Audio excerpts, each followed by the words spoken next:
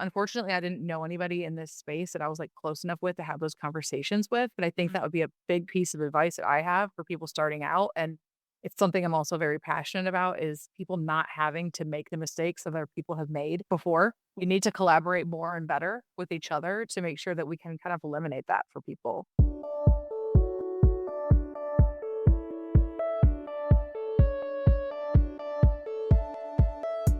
So, you want to make an impact. You're thinking about starting a business, sharing your voice. How do women do it that handle motherhood, family, and still chase after those dreams? Well, listen each week as we dive into the stories of women who know. This is Call Me CEO. Welcome back, everyone, to Call Me CEO. This is your host, Camille Walker, and today we are talking about how to get out of your own way with the idea that you have to have a special certification to have permission or even the ability to go after those things you really want to do. Today, our guest is Andrea Seymour, and she is the co-founder and CEO of Springdale Builders, which is a custom design company for building houses in the greater Charlotte, Carolina area. I hope I said that right. She is a native of Kalamazoo, Michigan, and has lived in different countries like Scotland, Denmark, Norway, and of course, the United States. And she has a degree and minors both in sociology and business, but she has lots of background also in sales, corporate, and hospitality. With all of this together, she and her husband created the best dynamic team where she, as the designer, and he, as the custom builder, have created an amazing business with their son as a part of that story as well. So we are so excited to dive into this today. Thank you so much, Andrea, for being here. Thank you for having me. Yeah, so tell us a little bit more about you. I want to hear where you grew up. I know it's Kalamazoo. We talked about it a little bit, but tell us how you went from there to where you are now and what journey brought you to become a part of the design world. Yeah, so I was born and raised in Kalamazoo, Michigan, Southwest Michigan, right about here on the hand. And growing up, grew up in a wonderful place, with a great family and a great, community. And it was a really wonderful place to be. Very small town, one stoplight, not a lot going on, farmland for days. But my family built homes as I was a child. And so Oh, growing up around the building industry was just always naturally, I think, a part of who I was. I was sweeping job sites when I was like 5 years old while my parents were doing things on the job site. So I think it was always deeply ingrained into me that I would end up back here. But of course, life takes the path that it takes. And so after I graduated from school, I graduated with a degree in tourism and travel. And so I went into hospitality for several years, and that was wonderful, but it's, pretty unforgiving as far as a career path goes. Working 85 hours a week, pretty much 7 days a week. It's a lot. So I decided that that wasn't what I wanted my life to look like anymore. And so I went into a completely different line of work in corporate sales, and that was wonderful. I was very successful in that space, but it was not feeding me or my soul. So after 5 years in that, I decided, to leave that and go after what I was passionate about, and I did it in tandem with my husband, which has been really fun, and we built Springdale Custom Builders, where we brought my passion side project of design business together with his, building firm and made Springdale Custom Builders. that's amazing. So you have been in business together for 10 years. And you had mentioned previously that it was something where you both had your own businesses, but you decided to bring it together. What did that look like? How did you decide that was what you're going to do? And how did you get into design? Because obviously, your background with being in tourism, travel, hospitality, that's a little bit left field, but maybe went back to those roots of, like you said, your family business. So, how did you come to that place? Yeah, I started doing it because my friends would come over and they liked my house.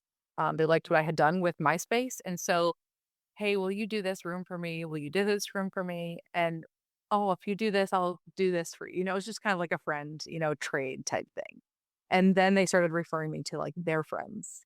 And then, my husband's builder firm at the time, a client started asking me to design their spaces. And I was like, well, I'm not going to just keep doing this for fun or trade if I'm, actually good at it. So we decided when I left my corporate career that we would merge our two businesses together, which was very hard for me as a very independent woman.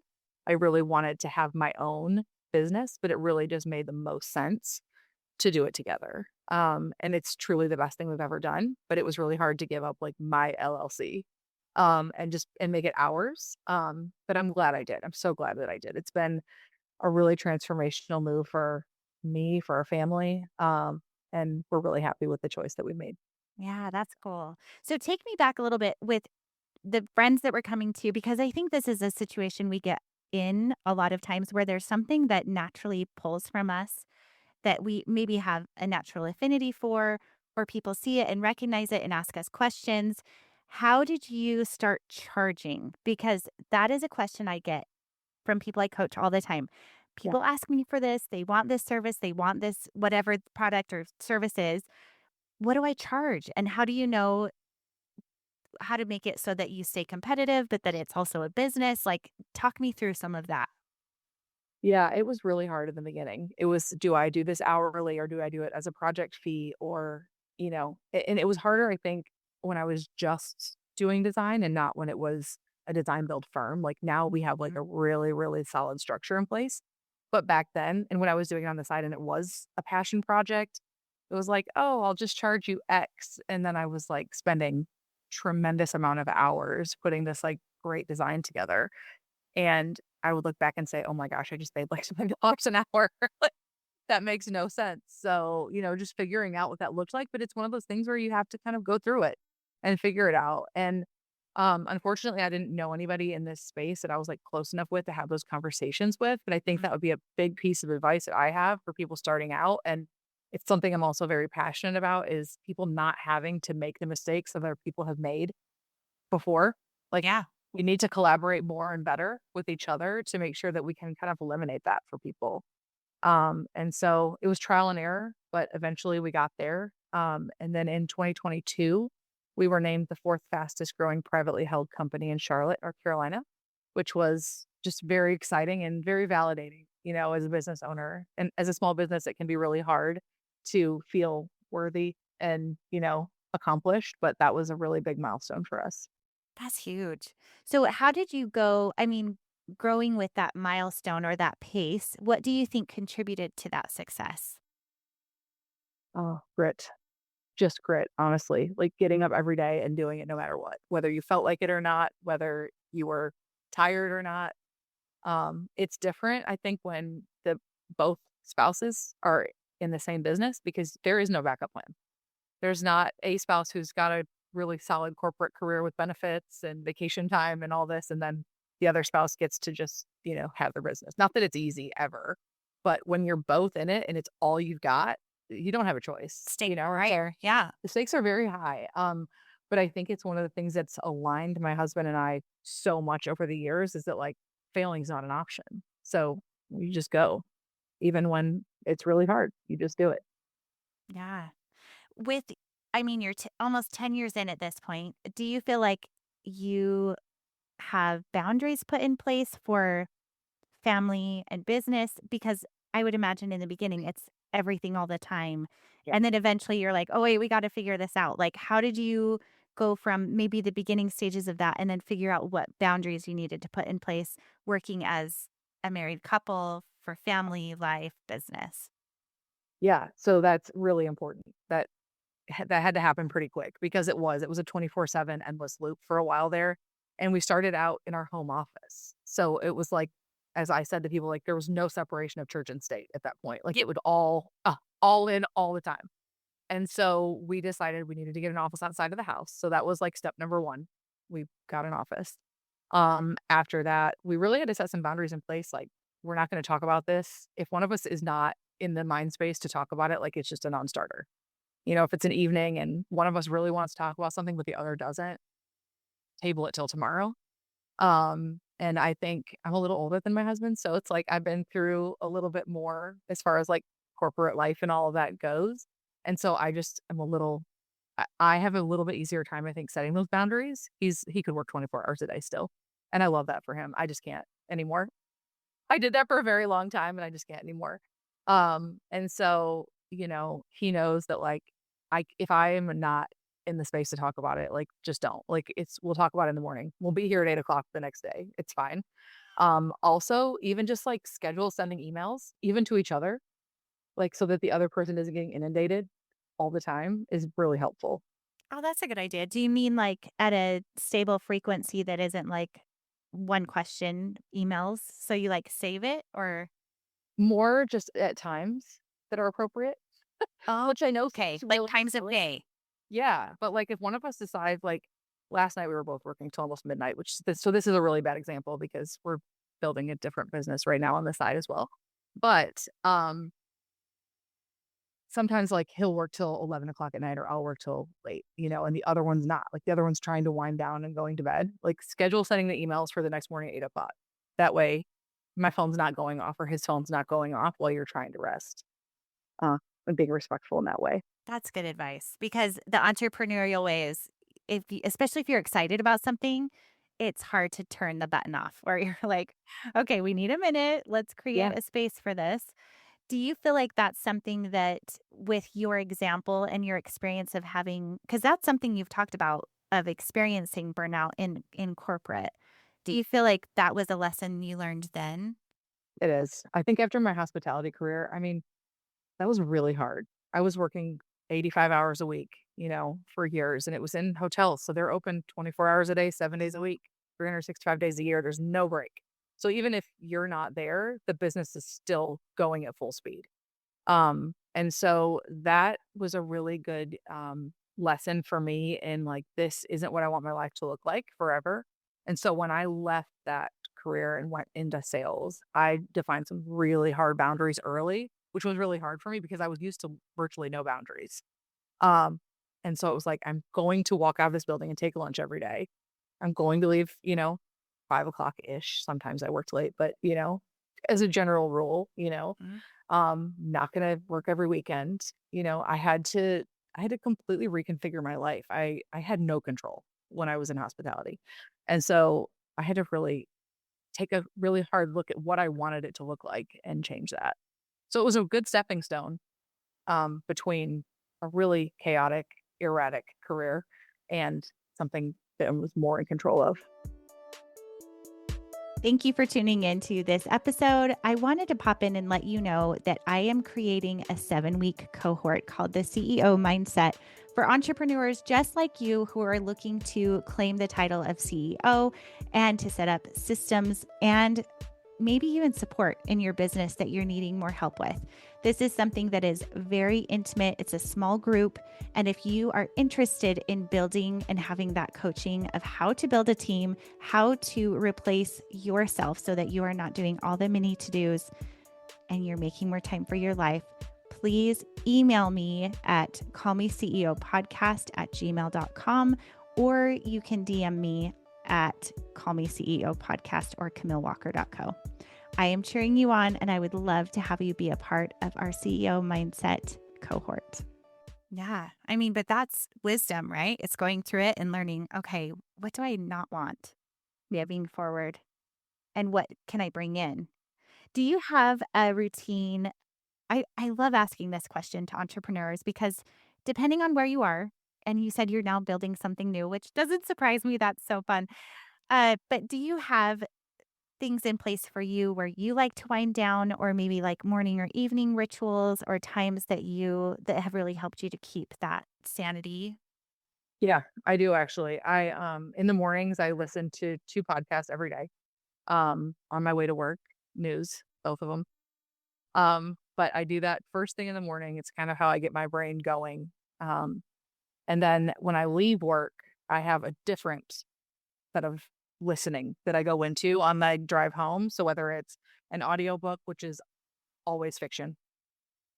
I am a fiction reader through and through because I Mhm. have to check out somewhere. Yeah. Um, Fiction or podcasts that are more fun, like New Heights or, you know, Amy Poehler, or just something that's just like completely, you know, Fluff. Like, inconsequential. Yeah. yeah. You can just breathe and laugh. Yes. Yes. I love that. Um, What are your news podcasts that you like? I really like Morning Joe. I think that one's really good, and then Mhm. I like, I Hit News as well. They're funny. Okay. I hit moose. News. Oh, Yeah, news. yeah. Okay. I was like, It's 2 women from Oklahoma, and they're a riot. oh, perfect. That's Yeah, fun. yeah. All right. I like that. So with They you also and your like Up First, with, NPR. That's another really oh, I know that one. Yeah. That's yeah, I like that a lot. because it gets like those top hits of what you should know, which right now there's unfortunately way too much to Too try to much. keep track of. Far too much. Overwhelming. Yeah. For you and your husband, what are some things that you like to do together to wind down and have your time as a couple? We love to travel. And that time is really important for us because the 3 of us are my husband, son, and I are really close, and so, having that time to, like, get away from everything and connect because we are just doers, like, we are always going hard, like, no matter if we're at home or at work, like, we're doing something, like, there's never not a project or, you know, something going on. So, I take us out of the country as much as I can. Oh, girl, Being totally you're speaking my language. That is my favorite time. And I tell any, so I've been married almost 21 years. wow. And I tell anyone that I talk to, newlywed, whoever, that especially when kids come into the story, it is so important to take time for the two of you alone. And I know that it's hard to get Mhm. daycare or to have that provided. And we are fortunate in having family around that we have had help with that. But that has been a stay for our marriage that has kept us. It's like we're different people. I call my husband Vacation Paul when we go. I'm like, I really miss Vacation Paul. Can we go? Aw, And I that's just so love it so much. But yeah, traveling with my kids too. They say that you create memories differently when you're having a novel experience or something that is out of your normal routine. And I feel like those are the things that our kids will remember is how having those moments, those memories, but also understanding, even the hard things. When you travel, it's not always perfect. Things happen, you miss the plane, whatever. We have missed a plane. And it's almost always those times when things go wrong that the kids look back and laugh and they're like, "Remember that and remember yeah, this." And it cements that bonding of what we did and how we did it together and how we yeah, made it through together. So I love that you do that because obviously you love it too, because that's like yeah, what you went into. So yeah, I totally agree with that. yeah, we take our son everywhere. Like, people are always like, "Why are you're taking him again?" And I'm like, "Yeah, I love him." Like, not that it's not good for, Brian and I to just go by ourselves. We don't do it enough, honestly. We need to do better at that. Even a But weekend, even a yeah, weekend, get it in. yeah. Yeah. Well, we're really lucky too. My mom lives like 5 minutes from us, and she and my son have a super special bond. Oh, And so they spend time together, like, sporadically, like throughout the week or whatever. So we get a lot of like little breaks like that too. So we're not like, desperate for the break mhm. usually either. Like, Yeah, we're really lucky that way because we have that, like, and we always know that relief valve is there if we need it. So lucky. So yeah, it's not as urgent usually, but yeah, we we love taking him places and he that's loves them. awesome. I And love I it. think it's, travel, you just learn, like you said, you learn so much. And it's so fun for me to watch him because he's been going out of the country since he was like 3. And so watching him and like the way he interacts with people and the relationships that he builds with people in other places. Like, we went to Anguilla last week again for the 2nd time, and, like, one of our food servers was the same, and he, like, was hugging her and, like, he missed her, and the kids club director was the same, and he same thing, like, just, like, hugging her and missed her. It was just, like, so sweet to see, like, him forming outside bonds also. So, I just think it's really important and special for him to know what's going on outside of these 4 walls of the United States of America, Absolutely. you know? I'm sure with uh, being an only, I feel like they develop adult-like characteristics earlier than kids that aren't onlys because they interact so much more with adults and they're just I don't know, I think that's a worldwide education. It's Yeah. invaluable. That's awesome. Yeah, definitely. Very, very cool. Okay, so one thing that I wanted to make sure we talked about is imposter syndrome. This is something that is very important to you that you feel like, especially women, need to discuss and get over and to approach it with a different mindset. So I would love to hear what you have to share about that in also how that helped you with building this business that you've built with your husband. Yeah, I think that, when I think about imposter syndrome and I think about women in business, especially when you're trying to build something, I think that it's really easy to get caught up in, well, I should wait until I have this degree, or I should wait until I have this certification, or I should wait until I accomplish this much revenue, or I should, XYZ. I mean, fill in the blank, right? Mhm. But I find that it is so counterproductive to becoming your best self and really blossoming into what your full potential is. And I think that it's a cycle that women get caught up in so easily because we feel like we need to have every qualification and we need to know everything before we walk into the room and we have to be the expert in the field. And sometimes it's okay to lead with your passion and in a responsible way, of course. But, when you know what you're doing and you know what you're talking about and you are good at what you do, if you don't have the degree or the certification, that doesn't mean that you're not qualified to do the thing. Absolutely. I Now, love a college education, but it's yeah, not but everything. oh, isn't that how it goes? Like we were talking about our life stories and how you may be called to one thing in a season, and that doesn't mean that it can't change and that you don't have the ability to grow and learn and to chase something different. And I love that about your story that it's that you have chased your passion and come back to designing because you're naturally so good at it. And I think sometimes we don't even see that until someone holds a mirror up to us and says, "You're pretty good at this. Like, Yeah. what are we doing? Why are we not I need your help?" Um, you are part of the Tori Burch Foundation. Tell me what that means, and how does that apply to this understanding of you getting over that imposter syndrome? Yeah, I just got chills again.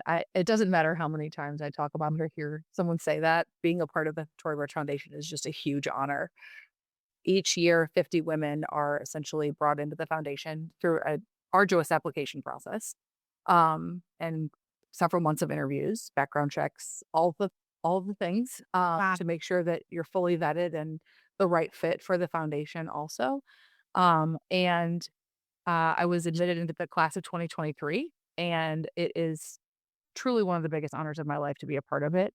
To be able to learn from Tori, and the president of the foundation is Tiffany Dufu. She's an incredible woman, and everyone who works for the foundation is just amazing. To be able to just be a part of their world and learn from them and grow with them. It's a year-long fellowship initially, that you go through and you take a assortment of different classes. It's almost like getting a master's degree in a year, Oh, basically, but and you don't pay for it, but you have to apply for it. Is that right? you apply for it. She actually gives you money, so it's Oh, pretty cool.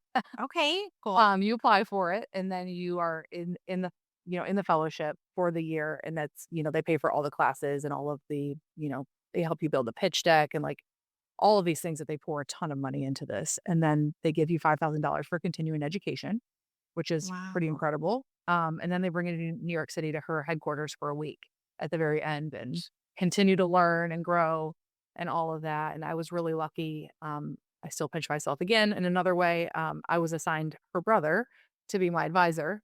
And he is the chief legal counsel for the whole Tory Burch LLC and the president of the Tory Burch Foundation. And he's just an incredible person also. And so Wow. um, I've just been really fortunate to, get to be in their, you know, bubble and see what it's like In that and world, to yeah. yeah, and to meet them and know them, and they're such humble people, and they're so curious and so genuine. It's I think when you meet, like, your hero, like, she was always like I was always like, "Oh my god," like, her clothes, her shoes, her everything, purses, all of it. Since I was, I don't even know, 20 years old. I've been obsessed, right? But then you never know what this person's gonna be like, and I don't think I ever thought I would meet her, of course, but then I did, and she's so kind, and she's so humble, and, like, she was asking me about what I feel about working with my husband because she works with her husband, and, she wanted to know about my son, and it's like, she's a big deal, and so for her Wow. to care, and wanna sit and have that conversation with me was really neat. Oh, that is so cool. And she spoke to this, right? Didn't she about imposter syndrome and what did she She tell did, she did. did She she was say highly that? inspirational for me in this because I think I always had, like, a little nag of that in the back of my brain, that, like, "Oh, you're not a trained interior designer, like, that's not what you went to school for." And I think it was always just kind of there, but one day she was talking to us, and she said that imposter syndrome was one of the things that was really hard for her in her business, and I was like, I'm sorry, what? You? Like, you have imposter syndrome of all the people in this world, how? How? So I'm thinking to myself, if Tori Burch had imposter syndrome, what are we doing? Like it was like this aha moment for me Mm, where I was like, what are we doing? Like, we all need to just stop, like, full stop. This is not healthy. It's not productive. So lean into what you're passionate about, lean into your zone of genius, be your best self, and I you love can do. that. Oh, that is so good. So good. Tell our audience where they can learn more about you, your business, and you offer design services, but obviously you can't help someone build a home unless they're in the Carolina area, Charlotte, Correct. Carolina. Yeah? Yeah, we're Charlotte, North Carolina is where we build. And we're expanding into Beaufort, South Carolina here soon. So we'll be in both Carolinas now, Heard which is it. great. Yes, we're very excited about that. But yes, we can do design services virtually anywhere. So that's something that we're, happy to travel for, or do virtually, for people. That's awesome.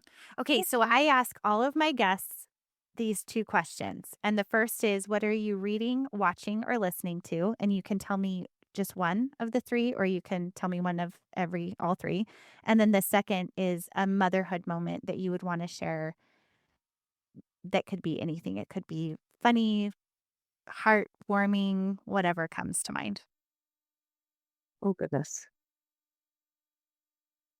You already shared with us something Reading. listening to. So we Yeah, talked about that. reading I'm totally fiction. Like I said, I check out with Do you reading. have a So favorite author or book? I have a lot of favorite authors. I like Colleen Hoover. I like Lucy Mhm. Sporer. I like those types of books. They're just like a mental, Yeah. check out. I think last year I think I read like 60 books last year. And this year I think I've already read like 45. And do you So do audio or physical? I do both. But my Okay. Kindle is always in my bag. Like, no matter where I go, it's always with me. So like if I have 5 minutes at the doctor's office while I'm waiting, I'm always reading. Awesome. My husband often is jealous of my Kindle. Um, so that's what I'm reading. What I'm listening to, I kind of share those podcasts that I listen to, but I also do listen to a lot of audiobooks. I love audiobooks. I think they're so good to just immerse yourself in. And then what I'm watching, I've really stopped watching a lot of shows in the last few years because I read so much. I used to watch a ton of series, like absolutely loved it. But I did start listening again the other day to The Summer I Turned Pretty, just a total checkout. I read And them. yeah, they're so good. July 15th, season 3 comes out. That was why I started reading it again, 'cause I was like, I just want, like, refresher. Yeah. And so, yeah, I'm excited to watch that again. And I know that I think the Crave series, which is like a vampire fantasy series, that's getting turned into a show, as well as one of the other fantasy series that I really like. So I'm looking forward to that. Very cool. Yeah. Yeah. So motherhood moment. Wow, motherhood moment. I think just sharing the travel with my son, I think no matter where it is, it's just important to do that, and, just building that relationship with him constantly. Right now he wants to marry me, so Oh. I'm gonna ride that train as long as Yes, humanly ride that possible. train. Yeah, he'll come to me and say, "Marry me?" And I'm like, "Yes, yes, Right a now. thousand times yes." Cute. Oh, that's the best. Yeah, and so just sharing those special moments and keeping them close because 'cause they're just not little for very long. Mm-mm. It happens so fast. If you could tell yourself, someone that's listening and looks at your story and how inspiring it is and how you've grown this huge business, what would be your piece of advice for them with creating a balance for motherhood and business? Mm. Well, I think 2 things. I think you need to make sure that you're fulfilling yourself in both ways. I think that if you want to work and you want to build a business, like, you need to do that, because if you're not doing what feeds your soul, then you're going to be having regrets probably later. And that may be being a stay-at-home mom, that may be being a business owner, whatever that is for you, like, do that. Um, I think I think balance is a little bit of a fallacy, because I think that it's just really impossible to achieve it. But I think just do the best you can every day and try to stay true to your, guiding beliefs. And I think that'll take you a long way. Boom. That's how it's done. I love it. Andrea, this has been so good.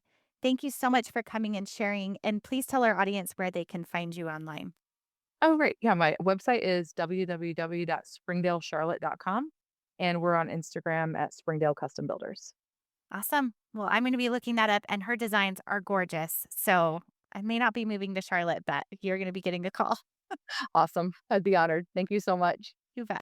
Thank you, everyone, for tuning into today's episode. If you haven't had the chance yet, please subscribe and leave a rating and review on the podcast.